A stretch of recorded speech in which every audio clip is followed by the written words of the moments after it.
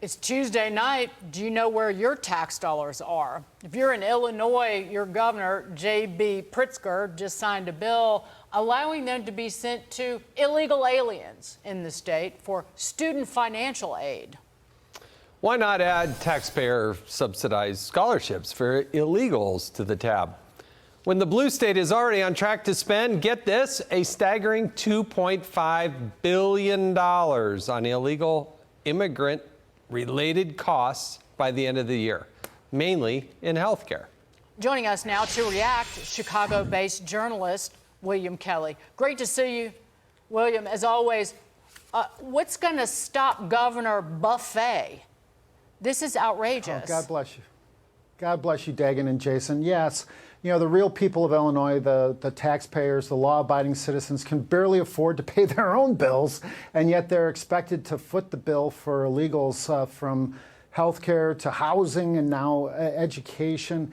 It really is a slap in the face, especially when you consider the fact that, you know, Governor Pritzker was elected by the real people of Illinois on the idea that he was somehow this moderate billionaire businessman who would run Illinois like a business. Instead, they got a tyrant who locked them down, looted them, shut down and destroyed their schools, churches, businesses. And now he's bankrupting real Chicagoans, Illinoisans, middle-class, people with this migrant spending. And it's...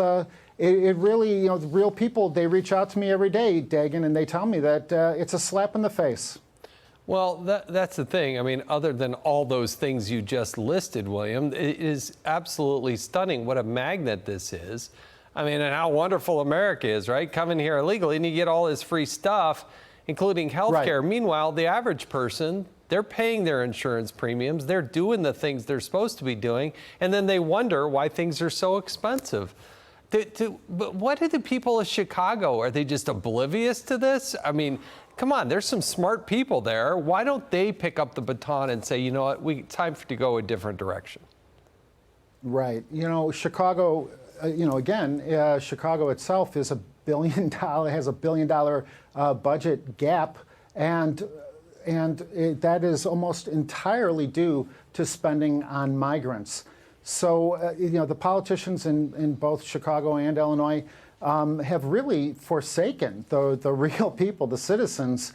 And then when you consider Governor Pritzker's Safety Act on top of it, the added insult to injury, allowing illegal aliens and other criminals back out onto the street.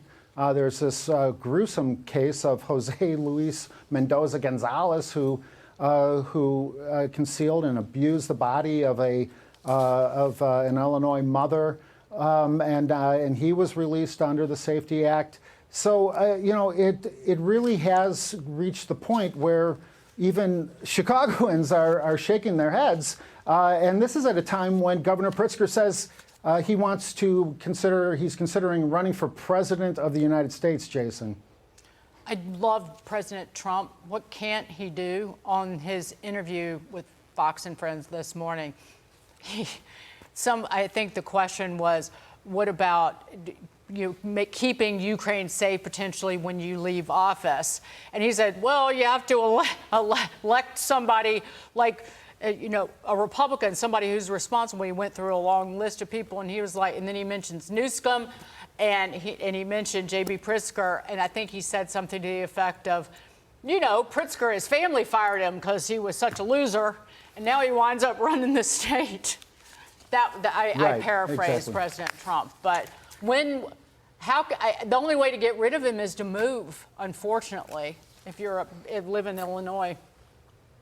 Well, he is up for re-election in 2026. He's expected to announce for president. I should say, is expecting to announce for president after he's re-elected. But, he has to get re-elected governor of Illinois first. Well, you combine that governor with that mayor, and you got a recipe for financial disaster. That's what should be left. And I don't want to pay it. I don't want to bail them out, that's for sure. William Kelly, thanks so much for joining us and giving us that report firsthand of what's going on in Chicago.